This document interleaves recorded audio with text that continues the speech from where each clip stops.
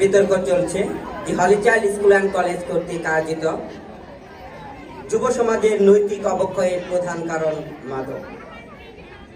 আহ্বান করছি বিপক্ষ দলের প্রথম বক্তা জুবাইদা ইসলাম জেসি, সপ্তম শ্রেণী।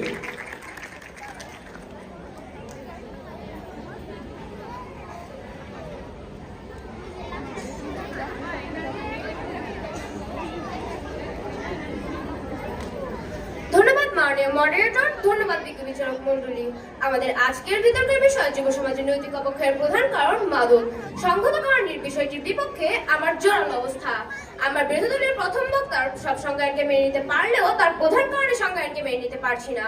মাননীয় মডারেটর, লক্ষ্য করুন, প্রধান কারণ বলতে মূল উৎস বা ভিত্তিকে বোঝায়, যা কোনো সমস্যাকে সর্বাধিকভাবে প্রভাবিত করে, যার অনুপস্থিতিতে ওই সমস্যার অস্তিত্ব দুর্বল হয়ে পড়ে।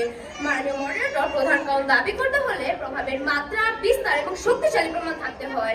তাই আমরা বলছি, মূল সমস্যাগুলোকে বাদ দিয়ে শুধুমাত্র মাদককে প্রধান বলা একটি অযৌক্তিক এবং বৈজ্ঞানিক নয়। মাননীয় মডারেটর, আমার বিরোধী দলের প্রথম বক্তা বললেন যুব সমাজ অবক্ষয়ের দিকে যাচ্ছে মাদকের কারণে, কিন্তু আমি দেখতে চাই যে একজন যুবকের নৈতিক অবক্ষয় ঘটার পরে কেমন মাদক গ্রহণ করে। মাদক গ্রহণ হলো নৈতিক অবক্ষয়ের কল। একজন যুবকের যখন নৈতিক অবক্ষয় হয় তখন তার পরিবার, তার সমাজ এবং কাছের বন্ধুরাও তাকে ভালো চোখে দেখে না।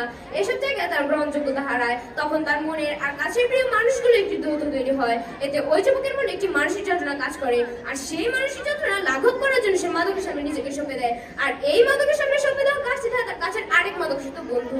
মাননীয় মডারেটর, একটি পরিবারে 5 জন যুবক থাকতে পারে। ওই পরিবারের সব যুবক একই সঙ্গে নৈতিক অবক্ষয় হয় না, আর তাই সবাই একসাথে মাদকাসক্ত হয় না। হাজার পরিবার আছে যেখানে বাবা যেমন কাল হতে মাদকে আসক্ত, কিন্তু তার স্ত্রী, কন্যা, ছেলে মাদক থেকে মুক্ত। এর জ্বলন্ত কারণ ওই বাবার যেমন কালে নৈতিক অবক্ষয় হয়েছিল, তাই তিনি কোন হিসেবে মাদকে আসক্ত হয়েছেন। একই সাথে নিজের সাহায্যের মাদকাসক্ত পিতার সাথে থেকেও তারা মাদকাসক্ত হননি, কারণ তাদের এখন নৈতিক অবক্ষয় হয়নি, তাদের মানসিক কোনো যন্ত্রণা নেই, পারিবারিক বন্ধন ওর আছে। সুতরাং মাননীয় মডারেটর, যুব সমাজ আগে ফলাফল হিসেবে মাদক করে।